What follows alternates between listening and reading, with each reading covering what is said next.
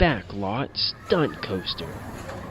This coaster is an interestingly themed family coaster, and it kind of sticks out as the theming kind of has nothing to do with the jungle expedition area that has developed around it.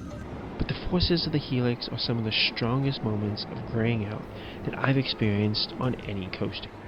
So does it offer a bit more? Find out in this review. Premier rides got their start in the 1990s with Runaway Mountain at Six Flags Over Texas. That coaster, however, is unique for this manufacturer, as all of the latter coasters have been launch coasters. Flight of Fear, the Kings Island version, opened on June 18th of 1996, 6 days after Runaway Mountain.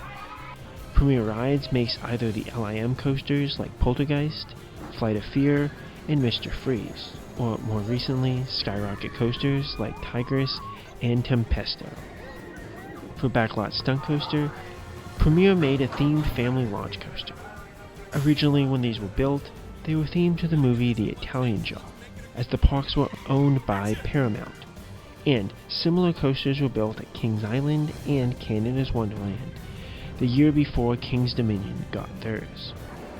This theme would be short-lived, as Paramount sold off their parks in 2006, shortly after this coaster opened, and a rethemed Backlot Stunt Coaster was done as a simple fix. Even on the slow weekdays that I visited King's Dominion, this coaster still had a 10 to 20 minute wait, and really one of the longer waits that I experienced all day.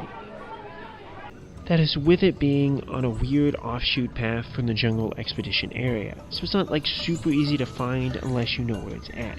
It is on the path to Flight of Fear and Pantherion, so it's not in the middle of nowhere, but it's just kind of a little bit hidden.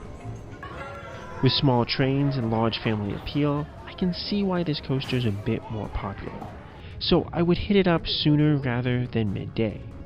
Likely, the smart roped off strategy is to knock out Tumbili, Reptilian, and then Raptera, and you can hit this coaster up after you get your fill of those. On a busier weekend, it could have a decent wait by the time you get to it though, doing this strategy, especially with its lower capacity and if you go for re-rides on the other 3 coasters. With only 12 seats per train, this coaster does have low capacity. But further hurting this is that they didn't seem to be loading the next train until the previous train hit the brake run, so they weren't able to crank people through like they really should have been. And the bins to leave your stuff are situated in the sun, so my phone would constantly overheat, as even just a station wait could be close to the 10 to 20 minute mark. But once you get past the annoying wait, this coaster is strong.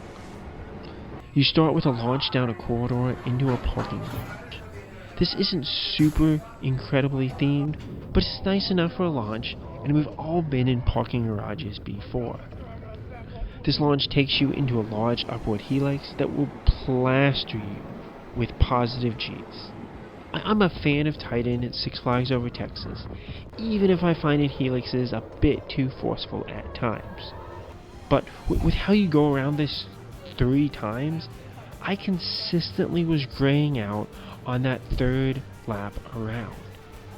And that's not something I normally say about coasters.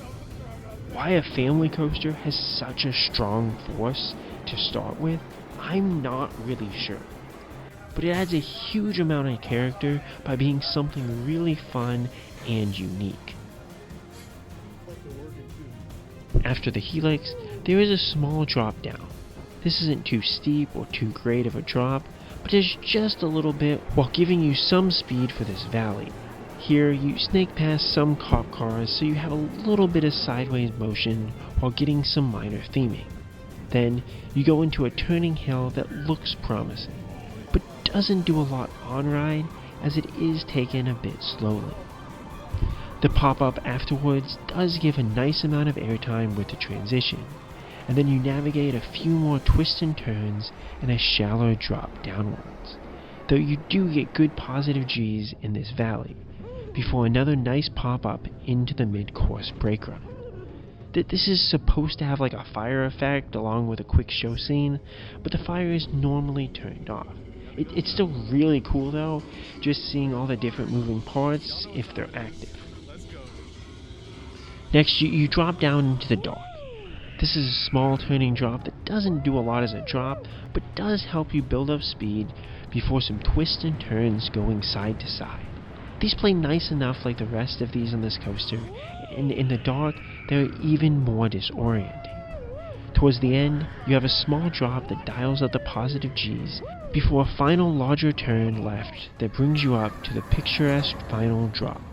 This was trimmed for me, like a lot, so it's not a very good drop as you take it rather slowly, though if these brakes don't hit here, then you will get a nice pop.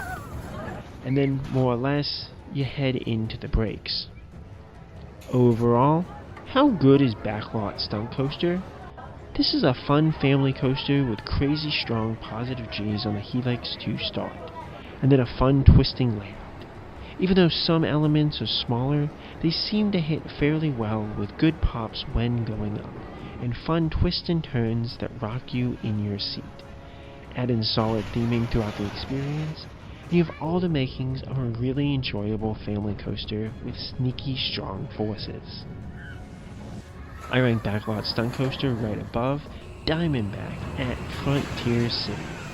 This unique shuttle loop offers good backwards airtime, but its valleys can be a bit painful and shaky, so it's a mixture of good and strong forces.